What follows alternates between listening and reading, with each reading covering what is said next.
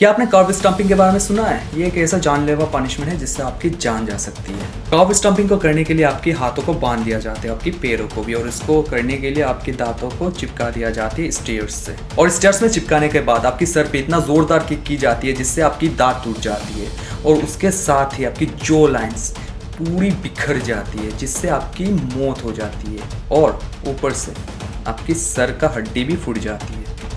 और एक चीज, इससे 2 दिन में मौत होती है। समझ रहे हो आप? 2 दिन में आप मरोगे। तरफ बढ़ते हैं अपने नेक्स्ट टॉर्चर की तरफ, जिसे कहते हैं रेड टॉर्चर। अब इसे करने के लिए विक्टिम को बांध दी जाती है, उसके बाद एक मेटल का बकेट ली जाती है। इसको करने के लिए रेड को मेटल के बकेट के अंदर डाल देते हैं और उस मेटल के बकेट को पेट से चिपका दी जाती है। अब इस बकेट के नीचे से आग लगा दी जाती है जिससे गर्म हो जाती है बकेट, और उससे ये होता है कि जो रेड होती है वो बाहर निकलने की कोशिश करती है, जिससे वो रेड एस्केप करने के लिए आदमी का या विक्टिम का पेट फाड़ के आर पार निकल जाती है। तो सोच ही सकते हो ये भी कितना ही ज्यादा दर्दनाक मौत है। यह है फोक टॉर्चर। इसे पुराने जमाने में सबसे ज्यादा खतरनाक टॉर्चर मानी जाती है। इसे करने के लिए नुकीले फोक ली जाती है जो दोनों साइड से नुकीला होती है, और उसको गर्दन से चिपका दी जाती है। अब इस फोक को ऐसी लगाई जाती है जिससे वो विक्टिम ना बोल सकते ना खाना खा सकती है। ज्यादा टाइम की वजह से गर्दन दर्द होने लगती है जिससे वो विक्टिम का सर नीचे गिर जाती है, जिससे वो आर पार फाड़ देती है।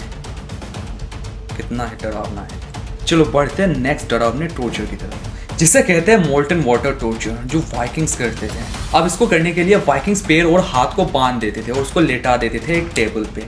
अब विक्टिम की मुंह खोल के बेल्ट बांधी जाती है जिससे वो विक्टिम का मुंह खुला का खुला रहता है, और मेटल को गला के उसके मुंह के अंदर डाल दी जाती है, जिससे वो मेटल का आर पार जाना आप सोच ही सकते हो, इतना ही ज्यादा डरावना है।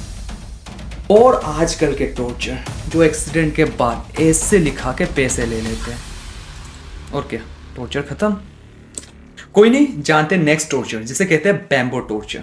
अब विक्टिम को लेटा दिया जाता है और ऊपर से हाथ को बांध दिया जाता है और बैम्बो को ग्रो की जाती है, जिससे वो बैम्बो धीरे धीरे ग्रो हो जाती है, जिससे उसकी गड्ढा हो जाती है, आर पार गड्ढा ही होती है आर पार, और इसकी धीरे धीरे मौत हो जाती है। ऐसी गड्ढा वाली आर पार टॉर्चर होनी चाहिए क्रिमिनल को इंडिया पे। तो बाय।